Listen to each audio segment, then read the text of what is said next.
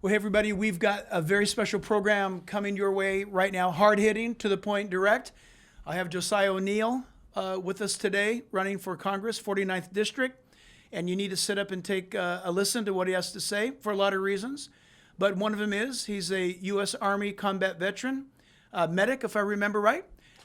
He has served in the diplomatic security high threat services to our key officials. I know that he provided security for a friend of mine by the name of Secretary Mike Pompeo.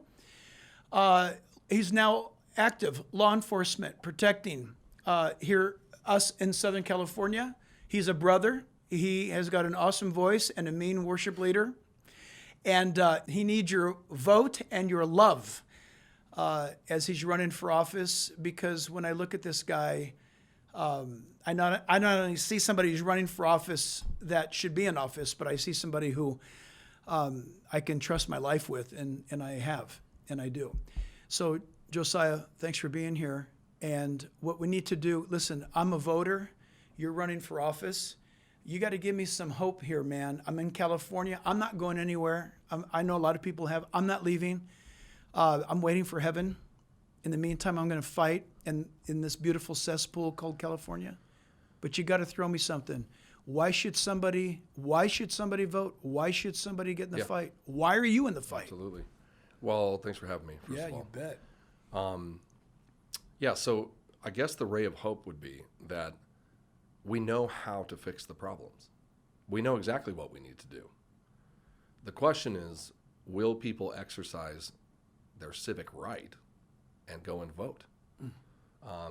Before we get into any of the deeper issues, let's just clarify that we could solve a lot of the problems we have by people showing up to vote. We still have now, to date, astronomical numbers of people who do not vote. We see that in the primaries. In fact, it's worth mentioning that most people think it's the most voter turnout is during the presidential election, because there's this concept, they're looking for a messianic figure. It's That's like, right. The president could Good save point. us, and it's just not true. And the left knows that. They know the value of the grassroots movement, of your school boards and your county supervisors and your judges and your district attorneys. In fact, they've put a lot of money and effort into taking those positions. And just recently in my campaign, looking at that voter data was shocking for me. I can speak directly to, I'm running in California's 49th district, where there's almost 800,000 people. And close to only 10% of people actually vote in the primaries. And of those people, that's usually the establishment's pick, right? So most people don't even see the candidates who are running. Right. That's ridiculous. So and we know exactly what's wrong, and we know how to fix it. But people, first of all, have to put people there who can fix the problems, right? You can't solve a problem if you don't understand it. Yeah. And that's a big issue for us in politics. Yeah. Well, the awesome thing about you being a candidate, what people may not realize, is that you are remarkably equipped for this, and you have fought and served for liberty and freedom. You know what the Constitution's about. You've defended it. And today, like you're saying, there's this apathy that is permeating our age. You mentioned 800,000 plus voters in the 49th, but isn't the truth that if the Christians cared enough about their culture, their schools, where they live, in the 49th, that if the Christians went out and voted, you'd win hands down. You're a brother. You love the Word of God. You love the Bible. You love America. You're the entire package. And people who say, well, you know what, there's nobody that fits my biblical worldview, or you know what, it's all this way or that way. There are Christians who either hide behind that or create their own padded room of excuses to just be lazy that day. And what I love about who you are is that you are challenging the person that is bearing their talent. I believe God in this republic has given us the responsibility to vote. And the Lord has brought you forward. I mean, I'd like to see everybody in the 49th vote for you, but I would certainly hope to expect that every Christian would get out and vote for you. Yeah. And I think it's worth noting why your stance on politics is so valuable for such a time as this. In fact, earlier we were talking about Jim Garlow, Pastor Jim Garlow, who wrote a book, Awesome. Well Versed. I actually have it right here. Great man. Biblical answers to today's tough issues. And I noticed just in the very beginning that he's talking about some polling that he did through a different study, and Pew Research also confirmed that recently Christians want to be more involved in politics. That's right. And it was surprising to see that the reason they weren't was not because lack of desire or because they didn't care. It was that they didn't know what to say. They didn't know how to counter the issues. And so I turn back to the pastors and say, why don't they know? What are you teaching them, right? They're not equipped to deal with relevant issues of the day. And I also learned something else that's very interesting, and I would put this out there in case people don't know. I still get people coming up to me saying, well, the church is a 501c3 and you shouldn't be involved in this and that. That is absolute garbage. Like that would matter to them. Right. They would just find something else to hide behind. Of course. And I didn't know that, Lyndon B. Johnson, That's right. who got that amendment in there in 52, really had an issue with two individuals. That's One right. was a media mogul and the other guy was an oil guy. Mm-hmm. And they had used their 501c3 organizations to put a lot of money against his race, and he was mad about it. So he fits this amendment in there, and it actually coincidentally affected the churches. And according to some of the guys that helped him put that amendment together, the church wasn't the target. Now, there's actually 29 different categories of 501c3s. That's right. But only 3 of them are barred from engaging in politics according to the Johnson Amendment, and one of those 3 happens to be the church. That's, of course, and you know this, and I'm talking to the wider audience, but we give them the permission Yeah.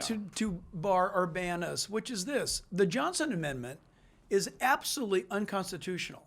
It's a pure violation of the First Amendment. Absolutely. There are organizations that we work with, ADF and others, that are challenging that all the time. We send politically incorrect sermons to the IRS and the Department of Justice to provoke a lawsuit. This has been going on for decades, but they won't pick it up because it'll go straight to the Supreme Court. It's a clear And violation that's what of we're the trying First to do. Amendment. We're trying to get to the Supreme Court so we can get the Johnson Amendment destroyed because it can't hold an ounce of water. But here's the part that I'm concerned about is pastors, they should be able to say, this is the gospel, teach a biblically based message, lead 50, 150 people to Christ every week, and at the same time have voter registration in their church and encourage people to know what the issues are and what candidates are pro-life. People think it's against the law. You can't do that. You can inform your congregation of what candidates are pro-border strength, pro-life, pro-constitution, pro-Second Amendment, pro-First Amendment. You can do that. You can do that legally, and a lot of other things. And I'm hoping that pastors are waking up. I got to tell you, Associated Press called today, and they wanted an interview, and we went through it. And that's the first thing she brought up is, Pastor, rumor has it that you don't obey the Johnson Amendment.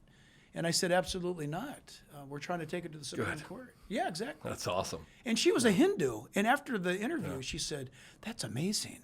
That's fantastic. Thanks for doing that. And for people who maybe listening and don't understand, the First Amendment explicitly says the government will not tell the pulpits what to do. That is what guarantees that the government doesn't establish a state religion and force everybody to follow it. Yep. In fact, that was such a valuable concept, right? Exactly. Oh, my that goodness. even those who were deist in their own words still rode their horses up Pennsylvania Avenue and went to church at the right. Capitol building because they understood the value of that Christian Judeo perspective. As I've mentioned before, Winston Churchill said it was inexorable from Western civilization. awesome. As the Axis powers grew in Europe, he realized the only thing that's going to stop this secular humanist murder is the Christian Judeo values that make Western civilization. And that gives us a unique perspective when it comes to issues because our worldview is correct. And that's where the left goes askew. If your worldview is not correct, you don't have a thing called discernment. Mm-hmm. You can't properly divide between right and wrong. And now that they're open about this, they openly say there's no such thing as right and wrong. That's right. They encourage mental illness. They encourage the abuse emotionally and physically of our children. And so nothing that results from a skewed worldview is trustworthy. This is why, good intentions aside, they don't solve problems. Look at California. That's right. Perfect example. These the laws that we pass, soft on crime laws, the lack of security on the border, these are common sense issues. It's it doesn't take a genius to look at some of these situations and say that doesn't make any sense, right? Now, the left's perspective and their ideology is skewed from the get-go. The worldview is wrong, right? When you abandon the concept of accountability because we're created, and you go to the socialist Marxist perspective of the greater good and the state should be the deity, et cetera, then you almost have to have chaos. Now, here's what's ironic. That's right. We were talking about this earlier, right? Isn't it ironic that the same individuals causing the problems then get to present themselves as the solution? Listen, that's an ancient tactic. Absolutely it is. Absolutely. In fact, it's Antonio Gramsci. It's Marxist at their finest. Even before that, it was, and it is, a tactic of advancing Islam. It's actually an Islamic doctrine that you go into a community or region that you are wanting to take over, and that you create a problem, and then you go to the present or existing authorities and offer them the solution, and that's how you get in. And you get in, by the way, in quick order. And so that is a tactic, and they're doing it. What's amazing to me is we need to do this. We need to do that. We need to pay $7 a gallon for gas for the greater good. And you correctly said that the leftist progressive, they can't make a difference between good and evil, but their verbiage is you all need to suffer for the better good, the good of it all. Which their definition is the good of it all is for the exaltation of our team. Not your team, our team. Not us, it's we here, not you there. And California is such a quintessential example of what's wrong and how to govern wrongly that we just saw the other day on Breitbart, headline news. It was Kamala Harris and Gavin Newsom holding up their hands together, and Gavin Newsom's quote was, "I have no doubt that Kamala Harris will be the next president of the United States." Yeah. What does that mean? Read between the lines. Kamala Harris will be the next president of the United States, and Gavin Newsom's the vice president. Those are two people from California, from the Bay Area. What more of a warning do you need to have that we're heading in the wrong direction? But we can change that if people vote. They got to register to vote, and they got to get out and vote. But listen, so everything's wrong in California. Tell somebody why they should still practice voting. Well, it's like what I said, right? We properly identified the problem, so now we know how to solve it, right? We know what's behind the transient solution because our worldview is correct. We know that accountability is necessary. We know that it's not so much the fact that people don't have physical houses as much as it is 50% drug addiction and 50% mental illness. That's right. We know that we need to make the conservatorship process easier so that we can actually help people. We're essentially reversing all the purposeful damage the left has done to California to breed dependency, because as our founder said, dependence breeds subservience. That's right. And so that's what they're playing out right now. And because we know that, we can stop it. We can make a difference. At a minimum, we can educate and use the platform to inform people, because an informed people are a dangerous people. That's right. And the left doesn't want people informed. No way. They want to keep them down and subservient. And California is a perfect example of that, where California destroys us with taxes and overburdens us with things like the gas tax, and then turns around and says, this is why you need to vote for us, because the gas are high. I mean, if that's not just the dumbest thing I've ever heard. It's very, if you step back 250 years ago, it's England and colonies all over again. Absolutely. Just like that. If Gavin Newsom declaring he has a $97 billion surplus was the most offensive thing that I've heard recently, because he proclaimed it as if it was some kind of point of pride. Right. And all I heard was, you stole $97 billion by overtaxing people without representation. And our roads are still messed up. He didn't spend it. Crime is through the roof. Fentanyl overdoses are out of control. Human trafficking is out of control. The roads aren't fixed. I mean, the people are fleeing California by the thousands, moving to places like Middle Tennessee to chase the American dream that's no longer possible in California. Right. But he wants to talk about how much money he's taken. It's not his money. It's our money. What's going to have to happen for the unthinkable? For some people, it's even the unprayable act that California could actually come back. What is it going to take? What's going to happen? The churches have to wake up. Yep. Bottom line, the numbers are pretty bad. Right? Yes. It's roughly 50% of professing Christians never even register to vote. Yeah, pathetic. But burying their talent, by the way. Yes. That's exactly what Jesus warned about. Don't bury your light or your talent under a basket. That's exactly what they're doing. Yes, absolutely.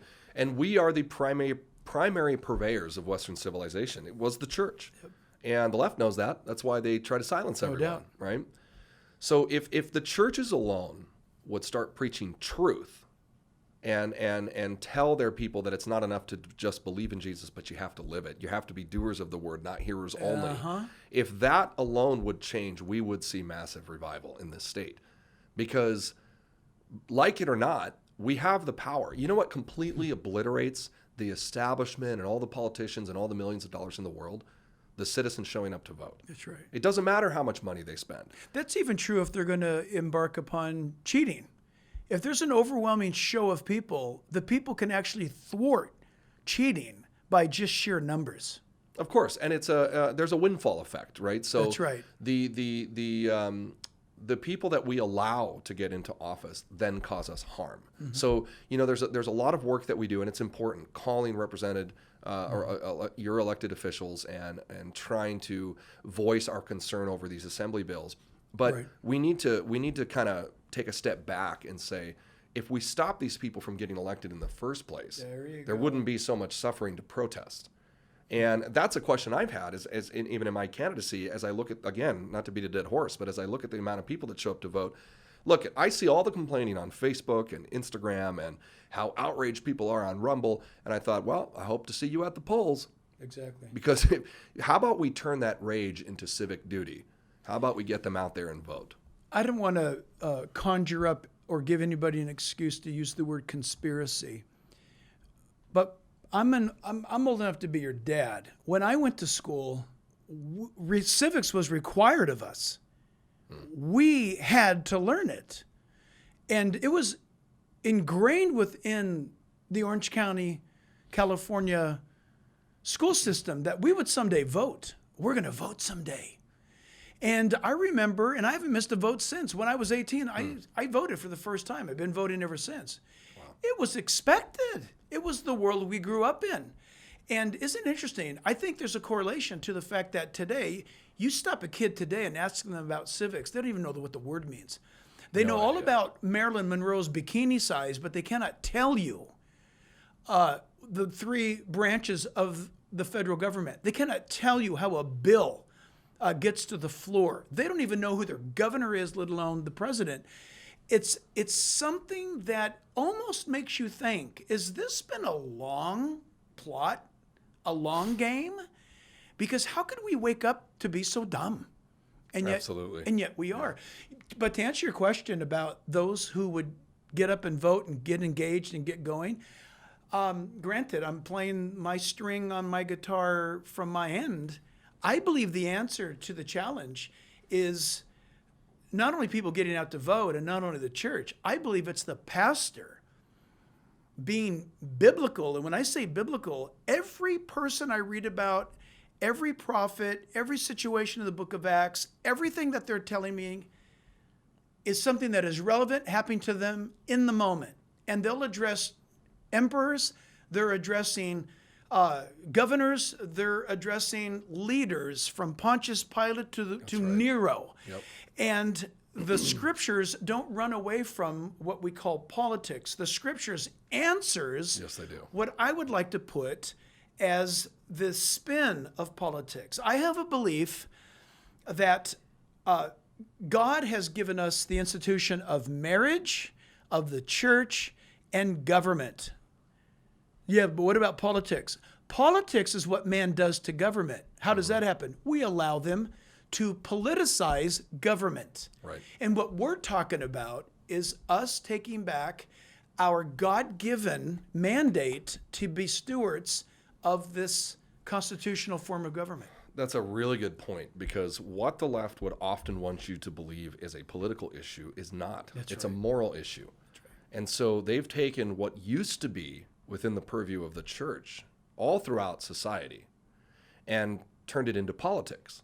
when really laws like Prop 47, which we Sure. beat to death all the time, Right. you know, not holding criminals accountable for stealing, those are moral issues. That's right. And the church should stand up for what's right, not for being dismissed by politicians who have convinced them to be ineffectual. And it's a great point about the branches of government, because yes, we do have the judicial, the executive, and the legislative, but we also have an often less talked about and powerful component, which is the voting process. And even though we wouldn't consider it a branch, it is certainly a method by which the citizens hold people accountable. Because look, all of these laws that we complain about, they come from people who were elected. So these elected officials make really big decisions, like when we go to war and how much money they take out of your pocket and Absolutely. how we respond to national emergencies. And that power is in the voter's hand. I love that. So I love that. The three branches really answer to the trunk, absolutely. which is we the people. Yep. That's well said. Good job. Because in a you know, it's often heard, you know, and you hear this all the time. People say we're the government for the people by the people. But what that actually means is what makes us different than an oligarchy or the kings and queens of England. What makes us different is that here we are the government. That's right. We govern ourselves. So we let people go to D.C. to oversee some That's things. right. And if they mess up, we hold them accountable. We're supposed to fire them. And they're done. That's right. So this is clearly a deeper, and there's a spiritual side to that, where the enemy came in and convinced the church to be completely ineffectual in their society, and where now you have the church looking to the social sciences for answers instead of the Word of God.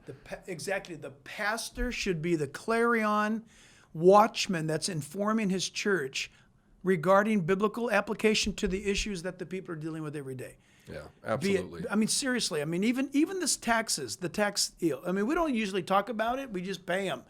But now here in California, it's getting so obscene that it's actually, like our good friend Bob McEwen tells us, that there's only two people who can rob you: a guy with a gun or the government. And in California, the guy that has a gun, he doesn't even have the wherewithal to rob you anymore. He can't afford the gas to get to you to rob you. It's unbelievably nuts. It's absolutely ridiculous, and it is a long game, and conservatives need to learn that this takes time and dedication. The left's been at this for a long time, right? Yep. Cleon Skousen wrote The Naked Communists, which outlined 45 points the communists were trying to achieve against Western civilization. And if you were to skip forward to today, because I don't remember the exact year that he wrote that. It was late 40s, 50s when he wrote that book, The Naked Communists. But if you skip forward to today, you'll see that they've accomplished virtually every single point that was aimed at attacking the foundations of the United States, right? Yeah. Even Stalin knew that America was based on faith, on patriotism, and family. And he said, if you can take down those three, America will fall within itself. And so what's wild is that the Democrats have essentially completely adopted that platform. All of their issues center around degrading in order to cause that dependency, which then leads to subservience, right? So let's not empower people in inner cities. Let's not take our problem neighborhoods and teach them how to work, teach them accountability. Let's educate them. No. Let's keep them dependent on the government, the left says, and so that we can depend on them for votes and we increase in power. Yeah, absolutely. And the church is a wall to that, because we do not believe that we are ultimately accountable to the state. We're accountable to God. Right. And the founders believe this too. That's why we have inalienable rights, which they believed came and were endowed upon us by a creator, not the government. They don't give us our rights. They protect them. Yep. So we are in a very, very dangerous place in our country right now, because increasingly you meet, as you mentioned, you learn civics growing up. I would challenge anyone to go out on the street and ask anyone, let's just pick a number, 35 and younger, if they understand civics or voting. I would wager that most people in that age category would say we don't vote, or I don't care about politics. Right. They're so wrapped up in whatever the current distraction is, social media, or doing whatever they're doing, that we've completely lost that. And the only group that benefits that are individuals seeking to control people. That's right. Very right. dangerous. Yeah, you know, man, I when the wall came down in Russia and Soviet Union, and we were almost immediately there, and we saw a culture that was aimless, walking about completely stoned out on vodka. The Russians had lost all hope. People were selling literally shirts and jackets off their back for food money, right? The whole system ripped out their heart and spirit. And you look around today, and we see, though we may not be in a Soviet Union, what the progressive is trying to do is to get us to some revised version of that, where when we say, we'll take care of you. And that's a dangerous thing, because once you start leaning on something, it takes energy to counter back, to stand up straight and get your balance back. It becomes much more comfortable to just keep leaning until you atrophy. That's what people don't realize, is when you let the government hand you money. I mean, I don't know if you're aware of this, but so many churches, I hear about it all the time, across from people reporting into us from around the nation. How many churches took in COVID money, right? And what's really bizarre is that some of those churches took in millions of dollars, and most of them didn't even recover or reopen as a church. The day of reckoning for that's going to be interesting. But what are you saying? Believe in God but lean on the government? No, what I'm saying is that the government, me, Josiah, we're all going to have to answer to God in the end. And I mentioned that AP interviewer today. The reason why she interviewed me today is she wanted to get my input on what is being called the danger of Christian nationalism. And I said, can you explain it to me? I knew about it. I knew the creator's definition of it, which I completely disagree with. But she had a hard time defining it because she wasn't sure about the definition of it. And it comes down to this. If you're a Christian, if you're white, and if you love America, you're a nationalist and you're dangerous. I found that fascinating because in Germany, if you use the term nationalist, I don't like the word nationalist. It conjures up Adolf Hitler. It conjures up that type of picture. And I told her, she goes, does that upset you? And I said, not at all, because it tells me something. It tells me that there's enough good people that I think are starting to wake up, and it may be seen in these primary elections, that's starting to concern the radical of the left leaning group, the progressives, that they're having to talk this narrative to shame us to stay home. That if we're a Christian, we should be ashamed of being a Christian. If we love America, if we have a flag in our house, we should be ashamed of that. And you should not get involved. You just stay home. And I told her, I said, listen, as long as I'm paying taxes, I'm going to go vote. And Christians have the exact same voice that anybody else has. The sad thing is, the Christian has surrendered their voice. No one has silenced the Christian and beat them down in this nation yet. Nope. They don't have to. Most Christians have become silent. So listen, with our time remaining, tell people why people in this 49th district, which, by the way, I need you to define it again. It's somewhere from around what the Laguna or Corona del Mar region, San Clemente region of Southern California. Yeah, the 49th is South Orange County, a part of North County, San Diego, all the way down to Del Mar Fairgrounds. So northernmost would be Dana Point, and every city below that all the way down through Camp Pendleton. Currently held by a Democrat. Currently held by Mike Levin. How's that possible? Yeah. Well, Come on, listen. San Diego and Orange County were red for years. Yeah, but, I lived there, grew up. Listen, so what's the deal? Listen, why aren't you a shoo-in? Because that's heavily military. It's heavily red, white, and blue. How did what's his name? Levin? Yeah. How did he get into office in the first place? Well, I think there's two parts to that. One, we've already addressed significantly. That's the lack of people voting. The other part is that the establishment on the Republican side, I believe, refuses to engage in the culture war. I'm glad you just said that. And every aspect of the culture war. That's our morals, our families, even issues like the Second Amendment, which they're timid in addressing. Terrible. And that's such a failure because the left, while convincing everyone else to be quiet, and if you disagree with them, you're somehow a hateful bigot. they have waged the culture war 100% for All years. out.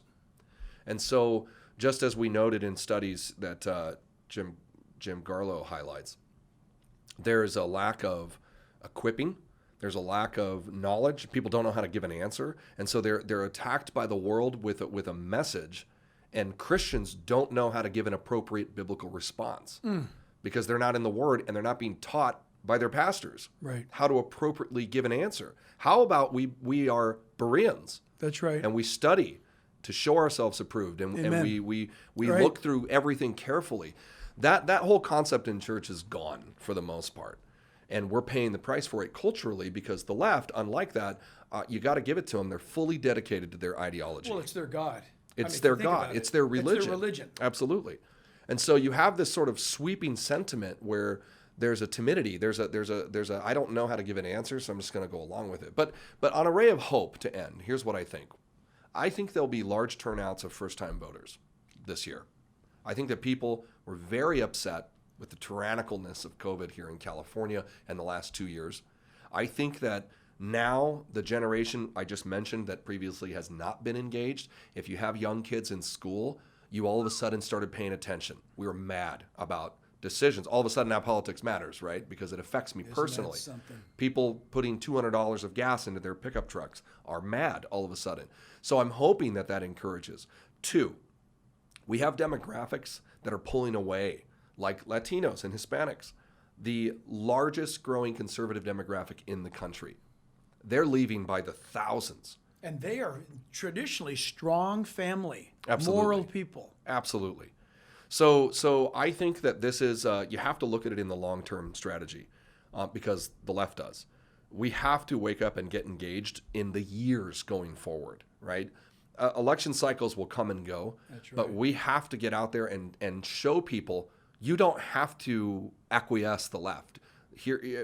People are looking for leadership and inspiration. And frankly, it shouldn't come from a politician. It should come from the pulpits. I agree. As we point people back. Yes. I mean, Isaiah said the government is upon his shoulders. Yes. So the Bible doesn't hide from the fact that the church is to be engaged in civic duty. We are. Government belongs to God, as you've pointed out many times. So why are we not mimicking that? So, and hopefully this is catching on. I mean, I've seen some tremendous grassroots movements pop up in recent years. But it's a hard fight, and people need to realize that apathy is not going to cut it.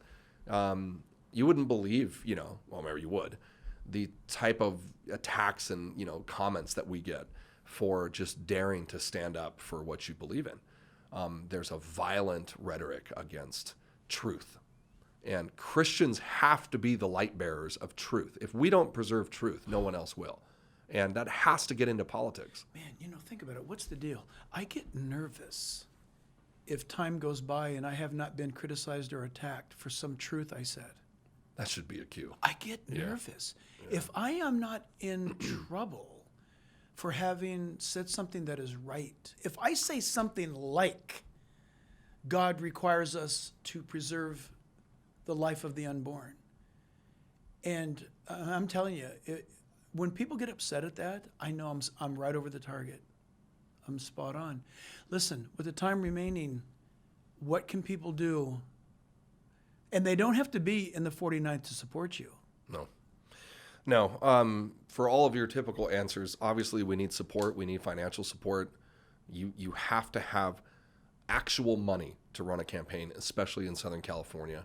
There needs to be actions behind the words. So we do need donations and support. And if you agree with what we're saying and you like this, get behind your candidate. Amen. Don't go for endorsements necessarily. You find a candidate, and I'm talking wherever you live, wherever you are, you find a candidate that's standing up for America First values and biblical principles, and send that person your money, not the party. 1, 2, share the information, because all the money that we raise in campaigns is primarily for getting your name and your face out there so people know who you are. That's right. So you can cheat the system by using these platforms like social media and online stuff. Talking to people. Share it thousands of times. Get the word out there. If you like something, then tell people about it. Go back to that community root perspective, which is your friends and your family. We want them engaged and encourage people to talk about the two things the left doesn't want us to talk about: religion and politics. That's right. It's the two things we should be talking about the most. It's the two things we deal with every day of our lives, literally every day. Yep. And the enemy would say, don't talk about it. And I would like to say before, Yeah. I'm not going anywhere. Win or lose this primary right now, these are issues that need attention. And I believe the Lord is raising people up Yes. to be a voice and to get engaged and to fight back. And unless someone does, then really we have no right to complain. Yep. So I know that elections come and go, and some people may be disappointed if you don't win or you lose.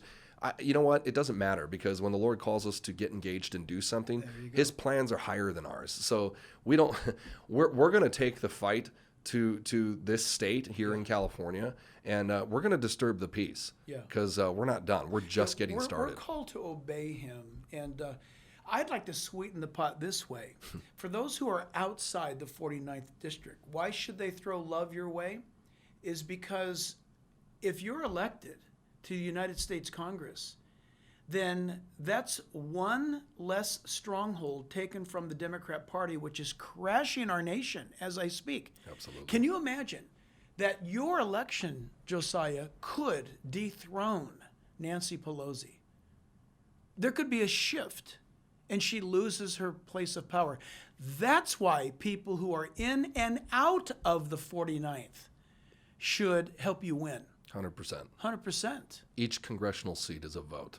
Each congressional seat is a vote. Absolutely. Yeah. So what do people do if they want to help you out? Well, if you want to learn more about who I am as a candidate, you can go to the website, which is o'neilforcongress.com, o'neilforcongress.com. And I also encourage, if you're on the socials platforms, because that's just such an easy way to share information all the time. All the time. So Instagram, O'Neil for Congress, Facebook, O'Neil for Congress. I'm on Truth Social as well. We have interviews on Rumble. We have a YouTube channel. I mean, at this point, I think it's during the campaign, we put enough out there. If you just Google Josiah O'Neil, you'll see our thing somehow. But all of that content is free and it's shareable. That's right. So find, events that we've done. We did a great event here, Faith in Action, Yep, which that was a blast. my understanding was shared astronomically across the country. Huge viewership. Share it, and there's more of that to come, because the more that I've learned as a first-time candidate, I've learned a tremendous amount peeking behind that curtain, and I'm about to blow it all up, because we people need to know what's really happening in their political process, and we're going to take it public. Man, and I love you for it. And it is. You said something in closing that is so true. We are to show up as believers. We're to be good stewards over the opportunities that God has given us. We're to obey Him, and we leave the outcome to Him. But yeah. I want to read something Please. just in closing, because I just want people to realize how far we've come. Right? The Supreme Court made a decision, Supreme Court v. Engel in 1962, to remove prayer from public schools. Yep. But I want people to hear what the New York School Board's prayer was. This is what kids said every morning in class. It's short. New York. In New York. Public schools. This was the prayer that was so offensive they had to rip it out and away from our children. This is what it said. Almighty God, we acknowledge our dependence upon Thee, and we beg Thy blessing upon us, our parents, our teachers, and our country. Yep. Imagine if that's the messaging in public schools versus what we have now. The moral depravity, the insanity, the mental illness we encourage. Right. We are destroying our children. Since the eviction of God via the removal of that, the data is nothing but disastrous. There's Absolutely. No good that has come out of the removal of that. No good. It's all bad. And we've pointed out, you don't have to be a Christian to benefit from God's love. When a nation is blessed, the rain falls on everybody. You know, the founders knew this. This is why we established freedom of religion. They acknowledged, yes, you should be able to do as you please, but there's a big difference between tolerance and condoning, tolerance and endorsement. It's impossible to separate the idea that our founders said, based on the Bible, the Christian Bible, that's right. we will build this nation. They said it. They said it so many times. Adam said that if the Bible were to be picked up by any nation on earth and apply it, it would become a great nation. And they were so secure in their Christianity and the few deists that were there. They were so secure in their belief that, number one, all of them, all 56, agreed to assemble for prayer. All of them gathered at Benjamin Franklin's initial request, mind you. And the fact that they acknowledged God, they made the First Amendment, and the second for a big reason. They considered those two amendments in accordance with natural law. Absolutely. That man will speak his mind. You can't make a law to shut him up. And the Second Amendment is man will always protect himself when pushed. That's right. And that's a fact. They recognized that, and here's what's brilliant, is that they established what is referred to as a secular nation, meaning that we are not a Baptist nation. We're not a Catholic nation. Our founding fathers were so secure in their relationship with God that they created a government and rights that even if you were an atheist, you had the exact same rights as the Congregationalist or the Anabaptist. That's right. Or the Presbyterian. It's genius. It never happened before in the history of man. And people want to beat up our founding fathers and or say that they were not believers. The greatness of this nation was they were so secure in their faith that they invented a great nation knowing not everybody's going to be a believer. We're right. cool with that. But we want to make sure that every believer and non-believer has the exact same rights. That came from heaven. Think about that thinking. Is absolutely spectacular. Absolutely. That's why there was a tree in the Garden of Eden, right? Yeah. You put choice there in the very beginning. Choice. It's absolutely correct, and I hope and think that more and more people are waking up to the fact, just that point alone.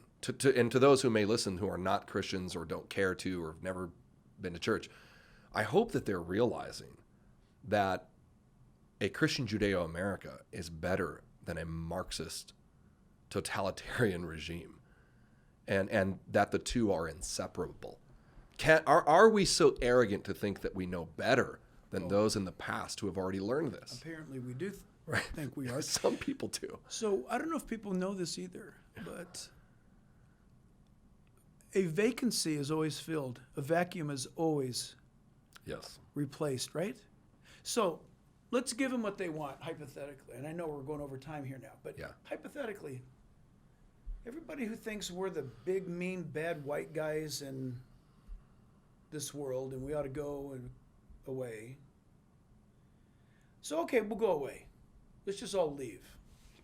So the Judeo-Christian worldview people up and leave. What are you going to replace it with? What's going to fill the void? I'll tell you what's going to fill the void. It's what filled the void in many countries in the world where Christianity That's right. was either driven away or conquered, and that's Islam. Think about it.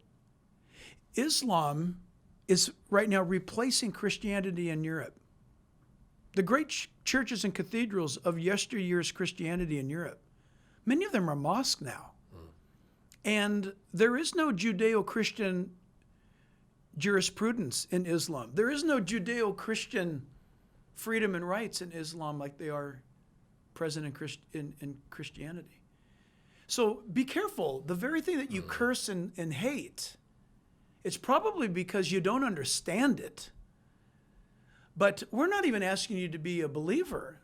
Like you said, it's choice. Yep, absolutely. But the world knows. It's funny. People outside, look, you grew up in a foreign country. You knew growing up that America was the best hope on the planet. And we're close to losing all that. I hope that that's not the case. Look, I'm old and I'm going to see Jesus soon, but I got grandkids, man.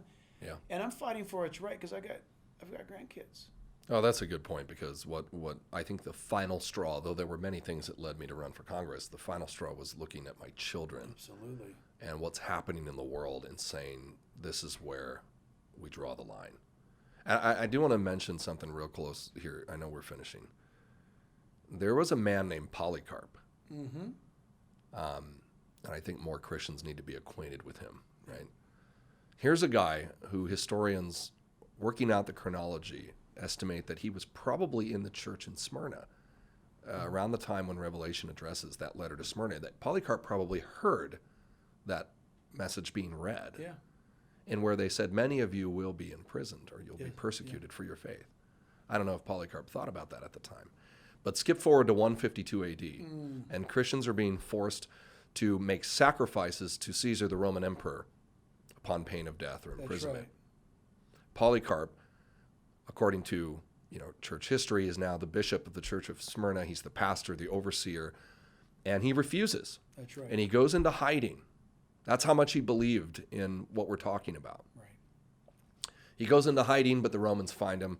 They bring him out. He's 86 years old. I love this. And they bring him before the tribunal. Fox's Book of Martyrs has this. Yes. And if you haven't read Fox's, at least have a copy in your house. They bring him before the tribunal, That's right. and they beg him to consider his age and let it go. Renounce, Come revile on, Christ. Come on, old man. Just denounce. Just let it go. Let it go. And they threaten him with animals. Right. And he said, I bid them come. Bring the animals then. And the emperor was so mad that they said, we're going to burn you to death, right? And Polycarp said, you don't need to tie me up because I'm going to stand right there. I'm not running. And, of course, if you don't know the end of the story, Polycarp was killed. Yep. He's martyred. Actually, the flames, because the wind was blowing, are blowing the flames away from him, and it was taking him more time to die. Right. And a Roman soldier actually stepped forward and ran him through with his sword. Yep. Now, I'm listening to that.